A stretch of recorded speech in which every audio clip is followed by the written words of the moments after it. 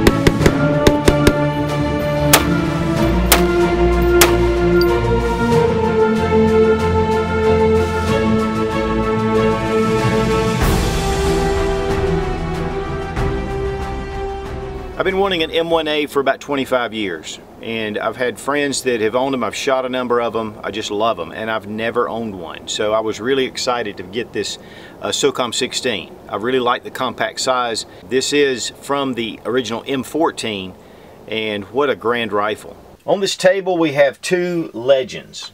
We have the M1 Garand, which World War II fame, and then on beyond through Korea, and years after that, just a man's rifle. I mean, this is the ultimate battle rifle according to George Patton. And this is the M1A Springfield Armory, which this is the semi-automatic version of the M14, which was inspired by the Garand very heavily. The first thing we'll do is make sure the gun is unloaded. I'm going to remove the magazine, check the chamber. It's empty. Springfield Armory started building rifles in 1974 from surplus parts, and from there, that was the early beginnings. Now, of course, they make all the parts there at Springfield Armory. This is the SOCOM 16 with a 16 1/4 inch barrel, and this is the smallest. They do make a Scout model which has an 18-inch barrel, and then the standard M1A is 22 inches.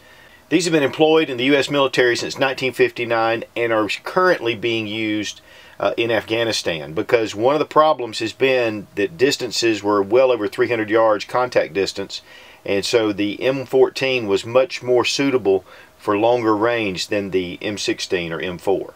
And so these are still being currently used. In fact, it's kind of a revival of the M14 with the U.S. military. Now, the M1A is a gas piston system, and because of the 16-inch barrel, Springfield Armory designed this gas system specifically with the 16-inch barrel, and I had no hiccups whatsoever. I mean, it just functioned very well. You would expect for it to have a little more recoil, but they've incorporated a really good muzzle brake to mitigate that. So really, it's very shootable out at the range. Now, the noise is a little bit louder because of the shorter barrel. So you want to make sure you have some ear protection.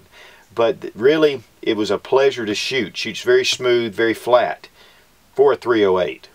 Of course, it does have the box magazine, and Springfield Armory includes a 10-rounder. You can get 20-rounders from Springfield or from other places. The one thing about the magazines is they can run up to about $50. Actually, a little more on the Springfield Armory 20-rounder. And of course, there are surplus mags out there as well. We got on Brownells, and they were out of the standard parkerized finish, but they did have some stainless steel magazines, and these were $29.99. The way you insert the magazine is you actually rock it in. So you put it at the front, and then it closes, and you make sure you hear that little click. To remove the magazine, there's a small little paddle. You just press in and pull straight out.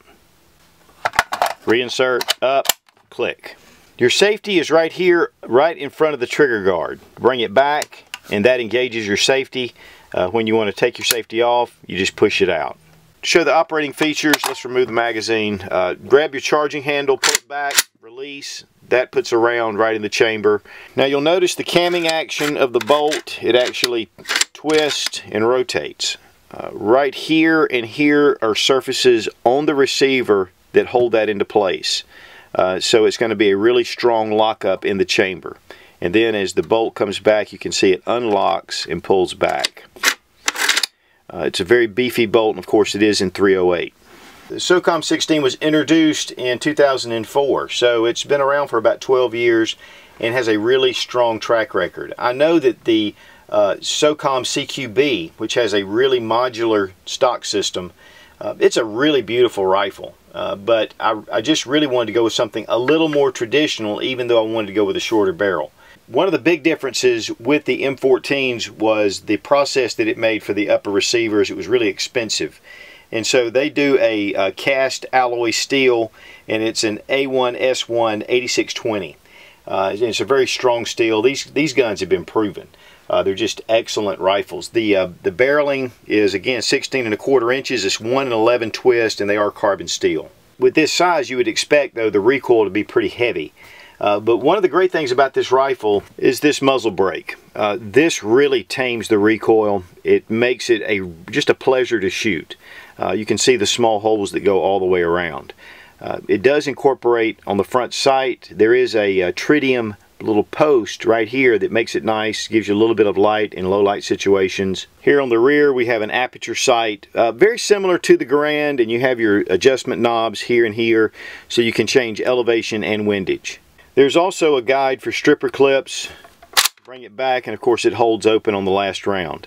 But this allows you to put stripper clips in here. Now there is a scope mount right here. It's already drilled and tapped, so you can add just a scope mount that'll go over, and that will take away your ability to use stripper clips. But it allows you to use regular scopes. This is your operating rod, and it is attached to your gas system. This is a piston system that runs all the way underneath. We'll take a little bit of a look at that when we break the rifle down, which is really simple to do. But it just forces this back, and it's just a really clean operating system. Now with the last round bolt hold open, of course, you can remove the magazine, no problem. Bring it back and then close it. Now you can hold the bolt open with this little lever right here. So bring the bolt back, engage your stop, and it'll keep the bolt open. To disengage that, just pull the bolt back a little bit and the spring pops, and you can let it go forward. It does come in this OD. It comes in a black, and it also comes in an FDE. And you know, it was a very hard decision, honestly. It has nice checkering right here at the pistol grip, plus the checkering that goes right here at the fore end of the rifle. With that being said, you can see the Picatinny Rail in a forward position, which allows for a scout setup with a long eye relief scope or with standard red dots. The Handguard material is a thinner type polymer than the stock, and I think originally with the rifles, even the U.S. military rifles, they started replacing the handguard with a fiberglass handguard. Now as far as trigger pull, make sure the gun isn't loaded. We'll take our Lyman trigger gauge.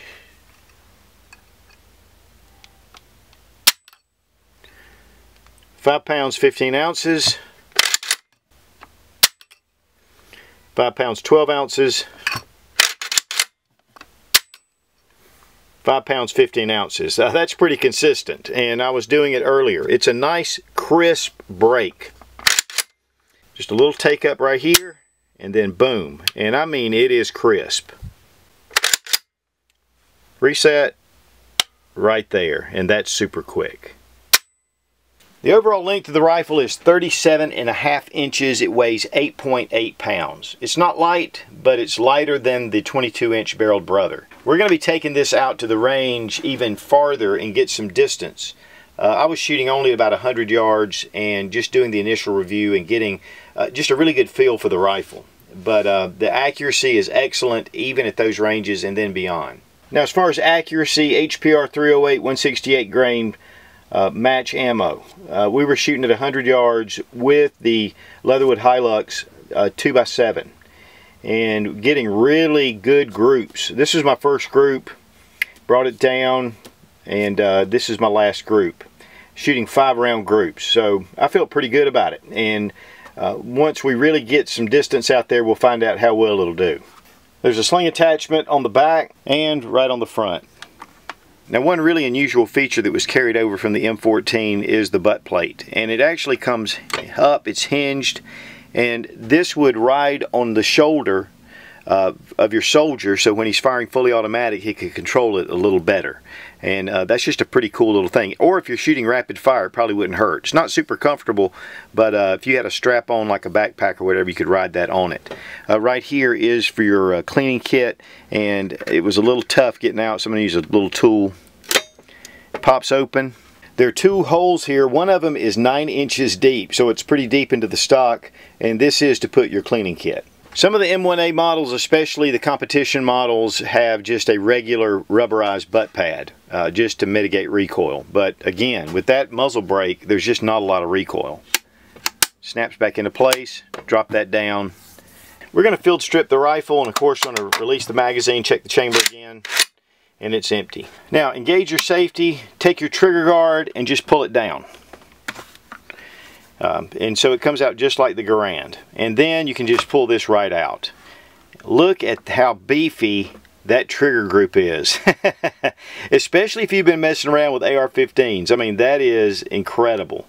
Very solid. And that says a lot about the durability of these rifles. And we have our hammer right here, and then sear.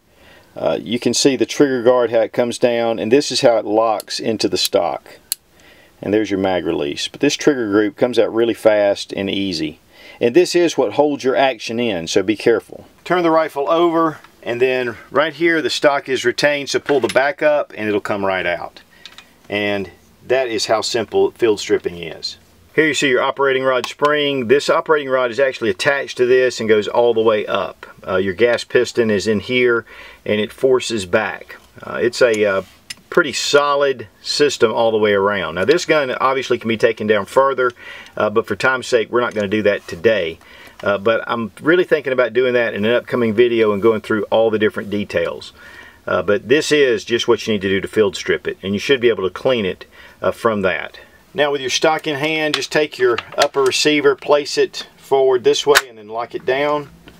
Take your trigger group, making sure that your trigger guard is all the way forward.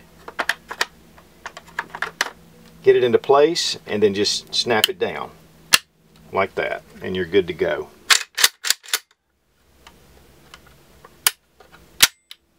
Now I was using one of the Leatherwood Hi-Lux 2x7 long eye relief scopes. There's not a lot of options out there, but I'm going to tell you, Leatherwood Hi-Lux makes excellent scopes for the money. And this is just a great little optic. And then we have the, this is the Aimpoint, and this is the Comp ML3. And this is something that I'm reviewing right now, and this does have a cover as well that goes over it. It does come in black as well.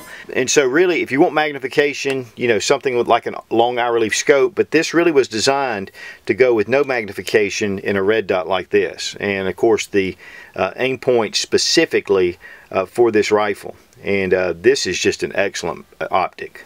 To get the correct eye relief though, I picked up one of the Voodoo tactical cheek rest, and this is just really adjustable. It's really great. It goes on the rifle. It looks great. But you know, you get a little better cheek weld with this than you do just on the basic stock itself. As far as the magazines go, I definitely would recommend going to Brownells. These magazines are great, and I know their Parkerized are also. They do have Pro Mags. I think they're like $19.95. I'm a little leery of that. I'll probably try some, but I've not had all that great of experience with Pro Mag. But these mags seem to be great, and these are Checkmate mags. You know, whether you're using the iron sights or you're going with the Scout configuration, the long eye relief scope, or with the red dot, they all held up well. I noticed that I was shooting HPR 308 match ammo, and it just, the accuracy was on top, right up front. The balance of this rifle is right here under the magazine. Get a good feel for it. Points really well. It just feels good to carry it. It's definitely heavier than, you know, an AK-47 or the AR-15. But again, you have a lot more punch coming out the end of that barrel. And so it's really nice. The Aperture Sight's a little more expanded with this model because it is made more for close quarter. Really up to about 300 yards. But you can definitely, with the 16-inch barrel, get way beyond that. And so again, we're going to be testing it. But scope options, you know, you can put a side scope mount on here if you want to use a traditional scope. I really like the long eye relief scope, and I also really like the red dot. And that Aimpoint is just a beautiful optic in itself. So the whole package really did well, and I was just glad to have a lot of different options. And that's one of the things about this rifle, is that you have so many different options. You can go with, and there's a lot of different accessories. Parts are readily available as well. So, and Springfield Armory stands behind their stuff. So It's just really a great rifle. Springfield Armory has been doing a fantastic job on these, again, since 1974. They've just taken a really legendary rifle and continue to make it better. I mean, what more can you ask? Now I have a tech mat here in the M14 style. One of the things I love about these is of course it cushions on your bench. It's made from rubberized material and it has a schematic of the rifle so I can see where everything goes, especially when I'm doing any kind of disassembly of the rifle, cleaning and things like that. Has a list of the parts and everything. So tech mat's really cool, and you know, especially if you have a rifle as iconic as the M1A. Now, even though the M14 had one of the shortest records for an issued rifle to the U.S. military, other than the Craig Jorgensen, this has been the longest running U.S. military rifle in history, even more than the Garand, Carbine, even the M16.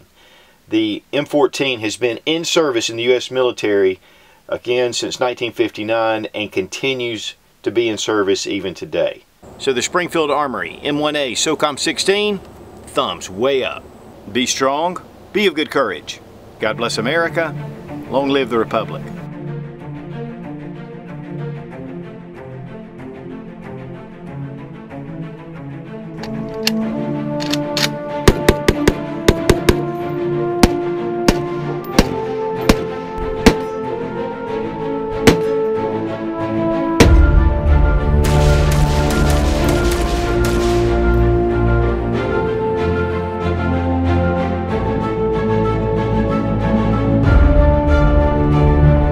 And they have worked. Of course, I'm going to remove the magazine to show it. Move the magazine. I'm going to move the magazine. And for those of you who thumb down my videos, wait for it, thumbs down on you. You may be considering this rifle, but you just don't know if you can handle the recoil. If you got a doubt, you probably need to stick with a 22. Better yet, man up.